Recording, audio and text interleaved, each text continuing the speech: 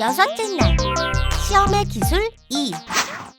시험 불안 검사를 실시하였는데요. 시험에 대한 좌절감을 느끼는 학생과 자신감으로 가득 차 있는 학생을 비교해 보도록 하겠습니다. 먼저 시험에 대한 좌절감을 느끼는 학생의 경우 시험을 볼 때 준비가 되었다는 느낌을 가진 적이 없으며 시험 보기 직전에 신경이 과민해지고 몹시 긴장합니다. 그리고 나는 어떤 시험이든 제대로 실력 발휘를 못하며 컴퓨터로 채점되는 답안지는 매우 혼란스럽게 나타났습니다. 또한 모르는 문제를 접하면 당황해서 아무 생각도 나지 않고 시간 제한이 없는 시험이라 하더라도 남들이 먼저 끝내면 불안하고 떨리고 분명히 공부한 것인데도 머리가 복잡해서 생각나지 않는 경우가 많다고 합니다. 더불어 시험 볼 때 종료 시간 벨이 울릴까봐 걱정되고 같은 교실의 다른 모든 학생들이 나보다 더 시험을 잘 볼 것 같은 생각으로 가득하며 시험 기간만 되면 온몸이 다 쑤시고 아프다고 하네요. 잘 보셨나요? 이번에는 시험 불안 검사에서 자신감으로 가득 차 있는 학생의 경우는 어떤지 한번 살펴볼까요? 시험을 볼 때 준비가 잘 되었다는 느낌을 가진 적이 대부분입니다. 시험 보기 직전에도 마음이 편안하고 여유롭고 어떤 시험이든 제대로 실력 발휘를 할 것이라는 자신감 찬 표정입니다.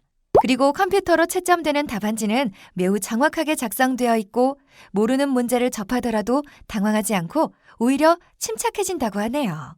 또한 남들이 먼저 끝내더라도 불안해하지 않고 차분히 시험에 임하며 공부한 것은 정확하게 생각해낼 수 있으며 시험 볼 때 종료 시간 벨이 울릴까봐 걱정해 본 적이 없으며 같은 교실의 다른 모든 학생들보다 내가 시험을 잘 볼 것 같다고 늘 생각하며 시험 기간에 특별히 아픈 증상은 없다고 합니다.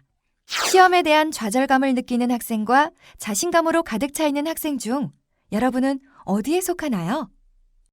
다빈치, 어떤 때는 시험을 잘 보는 경우도 있고 그렇지 못할 때도 있는데 같은 방법으로 공부했는데도 이렇게 결과가 다른 이유는 뭘까?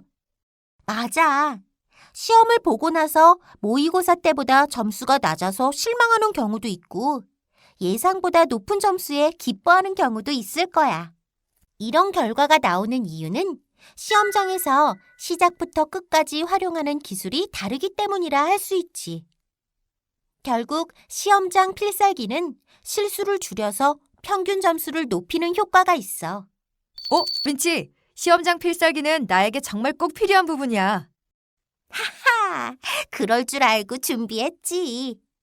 우선 잠을 6시간 이상 충분히 자야 해. 왜냐하면 우리가 공부한 내용은 저녁에 잘 때 뇌의 각 부분에 저장되기 때문이야. 정말? 6시간 이상은 꼭 잔 것 같은데 그동안 잘하고 있었네. 그리고 뇌가 잠에서 깨는 시간도 고려해야 하는데 우리 뇌는 잠들고 난 후 9시간이 지나야 완전히 깨게 돼. 오, 그건 생각 못했네. 그러니까 만약 오전 9시에 시험을 본다면 전날 밤 12시 전에는 잠들어야 맑은 정신으로 시험을 볼 수 있다는 거지. 그리고 잠들기 전에는 30분 정도 낮에 공부했던 내용을 복습하는 것이 좋아. 그리고 시험장에 도착해서는 먼저 시험 볼 좌석을 확인하는데 이상한 곳이나 불편한 곳은 없는지 점검하고 필요하다면 교체를 해야겠지? 또한 마음을 가라앉히고 집중력을 높이기 위해 눈을 감고 심호흡을 하면서 명상을 하는 것이 좋아. 맞아. 그러면 시험 중에 집중이 더욱 잘 되는 것 같아. 드디어 시험 보기 10분 전! 준비해온 시험 페이퍼를 꺼내서 암기해야 할 사항을 최종 확인하면 돼. 이제 본격적으로 시험을 보면 되는 거지. 그런데 본격적인 시험이 시작되면 어떻게 해야 해? 시험이 시작되고 시험지를 받으면 이름을 쓰거나 문제지를 읽지 말고 조금 전에 시험 페이퍼를 보면서 암기했던 내용을 시험지의 여백에다 최대한 빠른 속도로 많이 옮겨 적어. 그렇게 하는 특별한 이유가 있어? 왜냐하면 순간적으로 암기한 내용은 우리 뇌의 전두엽에 잠깐 저장되는데 금방 잊어버리기 때문이야. 이렇게 머리에 저장되어 있던 내용을 모두 쏟아낸 다음에 이름을 쓰고 처음부터 끝까지 모든 문제를 천천히 훑어봐. 이때 쉬운 문제에는 O, 보통 수준의 문제에는 세모, 어려운 문제에는 X 표시를 해두어야 해. 그러면서 시험지 여백에 적었던 내용 중에 실제 시험 문제로 나온 것이 얼마나 있는지 비교해보는 거야. 아마 제대로 공부했다면 적어도 한두 문제는 나왔을 거야. 그리고 문제를 풀기 전에 전체적으로 시간 안배를 잘하는 것이 중요한데, 쉬운 문제는 어느 정도 시간이 걸리는지 생각해서 몇 분까지 풀고 보통 문제와 어려운 문제까지 모두 생각해 두어야 해. 또한 나머지 시간에 마무리를 한다는 구체적인 계획을 세워두는 것이 좋아. 그럼 문제를 풀 때는 어떤 순서로 푸는 게 좋을까? 문제를 풀 때는 쉬운 문제부터 풀고 이어서 보통 문제, 어려운 문제 순서로 푸는 것이 좋아. 아, 그렇구나. 다빈치, 문제는 꼼꼼히 읽어야 해.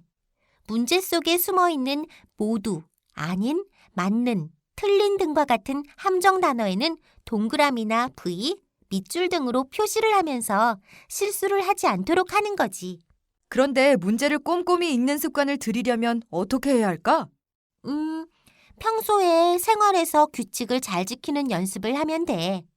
예를 들어, 다른 사람이 불러주는 숫자로 사칙 연산을 하거나 청기백기 게임을 꾸준히 하면 행동 억제 능력이 좋아져서 실수를 줄일 수 있을 거야.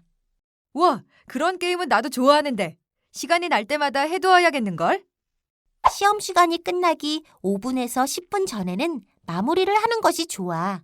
마무리라고? 그래. 문제를 다시 한번 전체적으로 훑어보면서 답을 적지 않은 문제는 없는지, 답안지에는 잘 옮겨 적었는지, 이름은 제대로 썼는지 확인해야 해. 풀지 못한 문제가 있다면 찍어야 하는데, 시험은 선다형 번호가 고르게 분포되는 것이 일반적이야. 따라서 답지를 살펴보고 많이 나오지 않은 번호를 고르는 것이 확률상 유리해. 그리고 마지막까지 헛갈리는 문제는 처음의 답안을 그대로 유지하는 것이 좋아. 다빈치가 알려준 대로 시험을 보면 공신들처럼 만점 시험지를 휘날릴 수 있겠는걸? 다빈치, 주관식 시험을 잘 치려면 어떻게 해야 할까? 난 주관식 시험은 좀 힘들거든. 그래? 객관식 단답형 시험은 정답을 그대로 완벽하게 암기해야 하지만 주관식 서술형 시험은 핵심 키워드를 중심으로 학습 내용을 압축하고 펼치는 기술이 중요해. 그런데 또 힘든 건 대입 수능 시험을 보기 위해서는 엄청난 학습량이 필요한데 시간이 없다는 거야. 대부분의 아이들이 그렇듯 이런 문제를 해결해 나가기 위해서는 책 한 권을 통째로 암기할 수 있는 완전 학습 프로세스를 이용하면 돼. 완전 학습 프로세스라고? 그래. 완전 학습 프로세스는 완전 학습 이론에 따라 누적 복습 시스템을 바탕으로 학습 내용을 압축하고 펼치는 것인데, 우선 사전 준비를 하고 기본서를 처음부터 끝까지 가벼운 마음으로 읽으면서 내용을 파악하면 돼. 그 다음은 기출문제를 구해서 기본서에 체크하는 거야. 이때는 언제 어떤 시험에서 어떤 식으로 문제가 나왔는지 구체적으로 적으면 더욱 좋겠지. 그렇구나. 완전 학습 프로세스 외에 또 알아두면 좋을 것들이 더 있니? 기본서 1회 독과 기출문제 체크로 사전 준비가 끝났다면 2가지 사항을 더 확인하면 되는데, 완전 학습 프로세스는 시간당 학습량을 체크하는 것이 중요해. 왜냐하면 진도에 따라 학습 계획을 구체적으로 세워야 하기 때문이야. 그리고 책을 읽을 때는 정독을 해야 하는데, 정독은 정확하게 읽기를 말하고, 정독의 기준은 완벽 이해와 마찬가지로 말이나 글로 표현, 설명이 가능한가로 정해서 맞추면 돼. 사전 준비와 유의사항에 대해서는 이제 잘 알았어. 그런데 본격적인 완전 학습 프로세스는 어떻게 하는지 자세히 알려줘. 좋았어. 완전 학습 프로세스는 총 5단계로 나눌 수 있어. 1단계는 정독하면서 밑줄 긋기, 2단계는 밑줄 읽으면서 내용 줄이기 플러스 1단계, 3단계는 색펜으로 밑줄 치면서 내용 줄이기 플러스 2단계에서 1단계, 4단계는 형광펜으로 핵심 키워드 표시하면서 내용 압축하기 플러스 3단계에서 1단계, 5단계는 핵심 키워드를 보면서 압축한 내용 펼치기 플러스 4단계에서 1단계식으로 책을 읽으면 돼. 아, 완전학습 프로세스를 익히면 책 한 권을 1시간 만에 보면서도 모든 내용을 완벽하게 이해하고 암기할 수 있겠구나. 그렇지. 진정한 공신으로 거듭날 수 있게 되는 거지. 또 핵심 주관식 서술형 시험에서 또 한 가지 중요한 것이 있는데 바로 시험 출제위원의 마음에 들어야 한다는 거야. 시험 출제자 마음에 들어야 한다고? 그래. 필기 시험은 자신의 생각을 손으로 표현하는 거잖아. 따라서 시험지에 쓴 글을 시험 출제위원이 읽고 이해하기 쉬워야 하겠지. 그렇게 하려면 어떻게 해야 될까?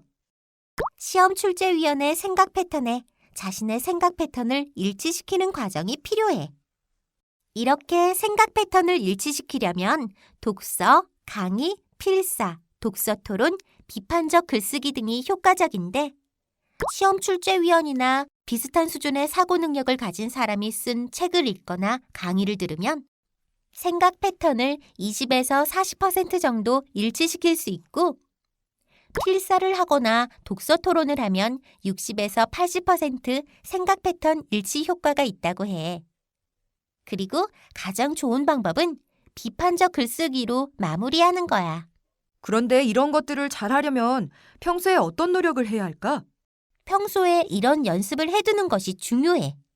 아무리 많이 알고 있더라도 시간이 부족해 시험지를 채우지 못하면 좋은 점수를 받을 수 없고 애써 자신의 생각을 시험지에 많이 썼더라도 시험 출제위원이 필체를 알아볼 수 없다면 좋은 평가를 받을 수 없을 거야.